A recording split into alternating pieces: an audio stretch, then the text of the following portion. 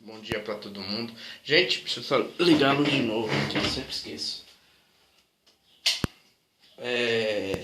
Rapidamente, vou falar um pouquinho só sobre, pra gente finalizar, que é aquela parte de república oligárquica, né? Também conhecida como República do Café com Leite, né? A gente falou um pouquinho aí sobre alguns aspectos, né? A gente falou do PRP, do PRM, da política dos governadores no último vídeo que a gente falou na sexta. Hoje tem 15 dias, né? Já que sexta-feira passada não consegui gravar para vocês, mas falamos um pouquinho aí sobre a questão do coronelismo, a importância dos coronéis nessa república, a importância da política de auxílio, né, chamada política dos governadores, onde era através dessa política que você mantinha aquele acordo de 4 anos do PRP e 4 anos do PRM, né? Por isso conhecido também como República do Café com Leite, para diferenciar o Partido Republicano Paulista e o Partido Republicano Mineiro. São Paulo e Minas teve destaque na política nacional nesse período, né, que foi de 1894 a 1930, né? E, logicamente, que a política, a república oligárquica tinha total influência e participação dos barões do café, né? O principal produto nosso nesse período é o café, o principal produto de exportação. O Brasil é essencialmente agrícola. A industrialização ainda não estava a pleno vapor, né? A nossa industrialização, talvez o nosso primeiro processo real de industrialização tenha sido com Getúlio Vargas, a partir de 1930, principalmente a partir do segundo governo de Vargas, né? Dessa era Vargas, é onde a gente vai ter realmente um desenvolvimento industrial maior, né? Então, você nesse momento é um país essencialmente agrícola e um país voltado essencialmente para a política do café, né? As políticas eram voltadas para beneficiar os barões do café, né? Tanto que em 1906 vai ter aí a assinatura do Convênio de Taubaté, né? A assinatura do Convênio de Taubaté mostra que a política no Brasil nesse momento ela é voltada para os barões do café, para ajudar e beneficiar os barões do café. O que é que esse Convênio de Taubaté falava?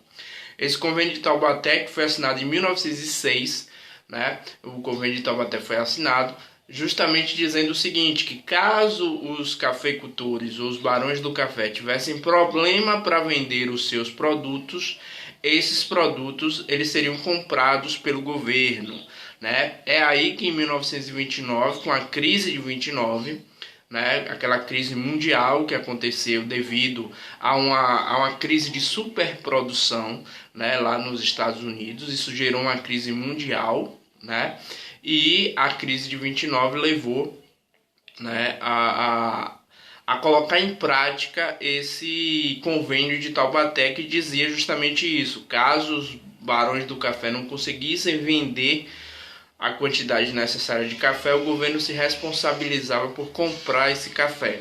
E foi isso que aconteceu com Washington Luiz quando você teve lá a crise de 29 e foi dado sequência com Getúlio Vargas, quando Vargas assumiu o poder dando um golpe de 30. Ele continuou comprando café na mão dos cafeicultores, seguindo as instruções lá do Convênio de Taubaté de 1906. Né? Então isso mostra, o Convênio de Taubaté mostra o quanto a política era voltada para os barões do café, era de privilégios para os barões do café, né? Em 1903 também tem um acontecimento importante, né? O Brasil compra em 1903, quando assina o Tratado de Petrópolis, o Brasil compra a parte ali, um território que fazia parte da Bolívia, que é o Acre, né?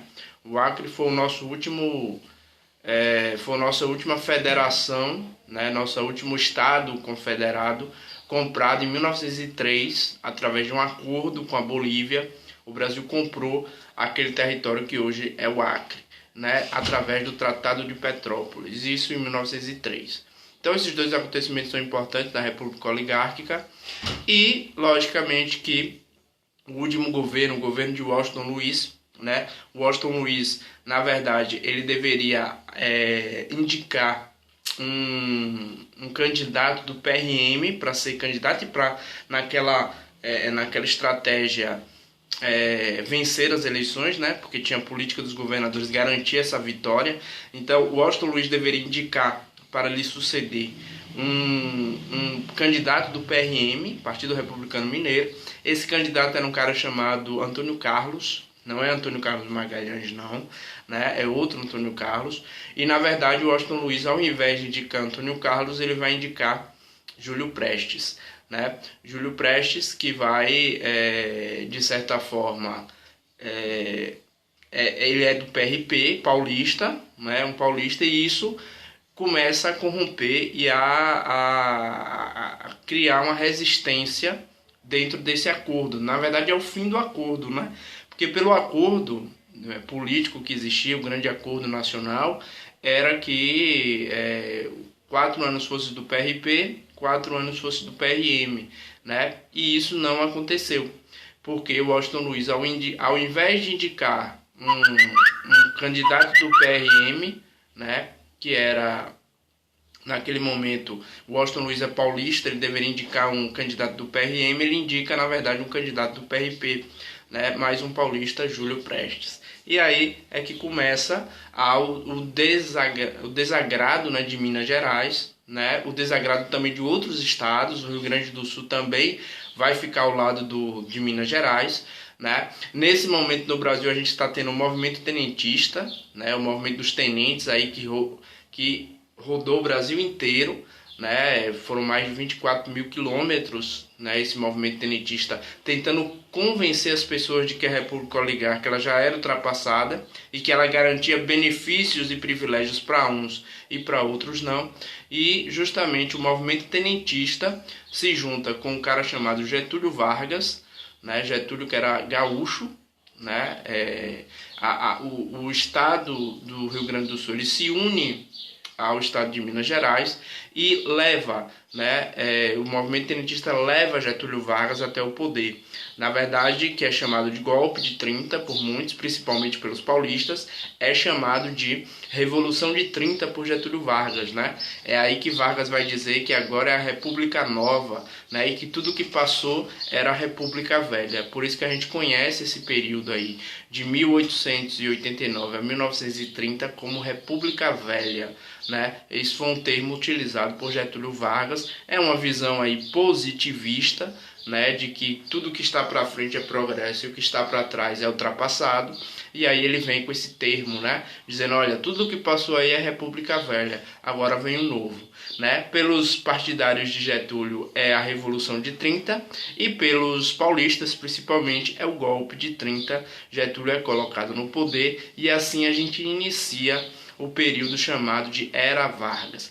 Mas antes da Era Vargas, na próxima semana eu vou trazer para vocês os conflitos da República, né, da República Velha, né, que a gente vai ver aí alguns, como por exemplo a Guerra de Canudos. Beleza? Tranquilo?